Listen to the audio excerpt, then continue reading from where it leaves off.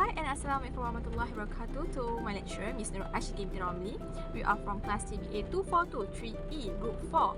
We're presenting about Argentina'S that held in 1998-2002. So, before we start, let's introduce ourselves first. Here is our team member. So, we will start our present with SYAFIA ZAHRA.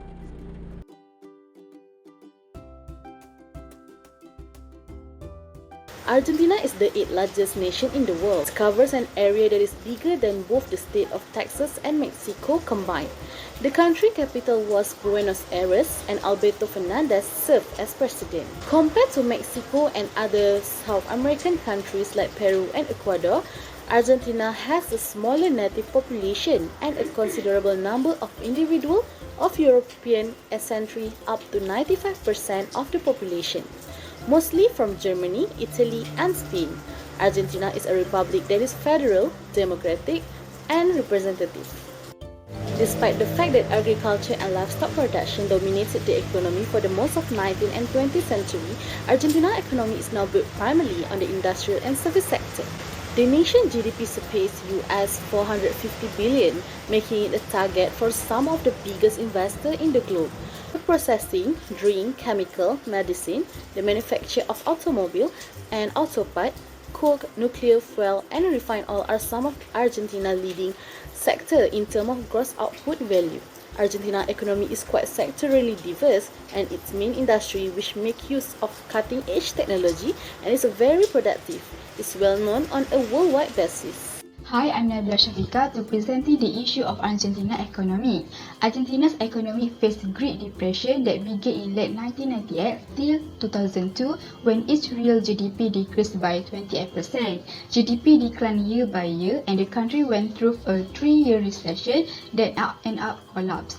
It was forced to struggle with rising unemployment, inflation, depreciated currency, and slowdown in economic activity.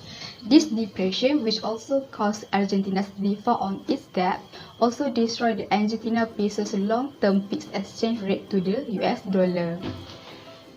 There were a run on the banks, and people lost trust in the economy. Investors also lost interest in the government, as a result of which more money left the country. Fearing a decline in value, its citizens began to take money out of the banks and transfer it outside. Due to this issue, the government had to lock all bank accounts but only enable limited cash withdrawals. Huge public protests in the major cities were triggered by all these issues. Following a few months, the currency was basically free to circulate, which led to severe inflation rate. Assalamualaikum and hello, my name is FATIN and SHAMIERA binti MOHAMED SALIM, and I am going to explain the factors that contributing to Argentina economic crisis. Firstly, we have external crisis. Brazil went through a currency crisis which led its economy into recession, and as a trading partner for Brazil, Argentina took a significant hit as well. Secondly is tax increase. When the Fernando de la Rúa taking over as a president of Argentina, the new government wasted no time in passing the first of 3 sets of tax increases. As a result of the increases in the tax, economy indebted quickly turned negative. Thirdly is tax and monetary policy error. The President of Argentina and its new Minister of Economy worked together to pass 2 further packages of tax increases. However, the revenue generated was significantly below the estimate. Furthermore, the government began mistake in the monetary policy happened when they put forward a bill to change the peso exchange rate from the US dollar to mix of the dollar and the euro. Another mistake was when they announced that the export would get a preferential exchange rate. Next is debt trap. The government of Argentina was in a debt trap because the interest rate it had to pay for borrowing and debt were rising so quickly as to exceed the government ability to pay them back. Lastly is government policy contaminated the private sector. Instead of trying to stop its problem, the government of Argentina chose to contaminate or transfer the problem to the private sector. For example, a bank deposit is frozen after a large number of customers withdraw their deposit. This deposit freeze make a significant amount of activity in the private sector to come to a halt. So that's all from me. I'm going to pass the presentation to the next presenter. Thank you. Hi and Assalamualaikum warahmatullahi wabarakatuh. My name is FATIN binti MOHD. Next, I'll present about the effects of Argentina crisis. Firstly, GDP has been decreasing. GDP were negative at 3.4% in 1999 and negative 0.3 in 2000 and declined to negative 4.5 in 2001. Second is inflation of consumer price has decreased. The next effect is foreign trade start decline in 1997 after having a steady growth before. The fourth effect is Argentina export source and import fell, resulting in a reduction in the country's current account deficits, which was the first time in a decade that this has occurred. The fifth effect of Argentina crisis is foreign exchange reserve increase. The country external debt as well as its debt service ratio have skyrocketed in recent years, with the debt service ratio reaching a peak of 75.8% of GDP in the year 2000 before gradually falling off 62.8% the following year. The next effect is Brazil, a neighboring country that has a flexible exchange rate system, depreciated its currency in 1999, which negatively impacted Argentina export. Argentina imports from Brazil have grown faster than its export to Brazil.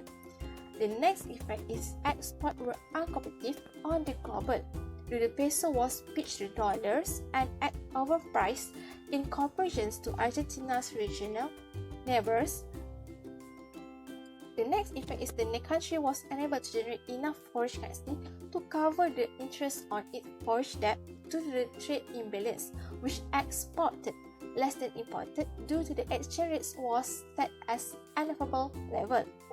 Last but not least, the effect of Argentina crisis is investors start to lose faith in the economy, and as a result, citizens got anxious, which led to the rush on the banks in Argentina. When Argentina was unable to rein in its spending, which led to an increase in the country's foreign debts, the country's exports become uncompetitive and were unable to keep up with the value of the US dollar. So that's all for me. Thank you. Hi, Assalamualaikum. I'm NURAMYSHA binti RASHID, and here I will explain how Argentina can cope the crisis.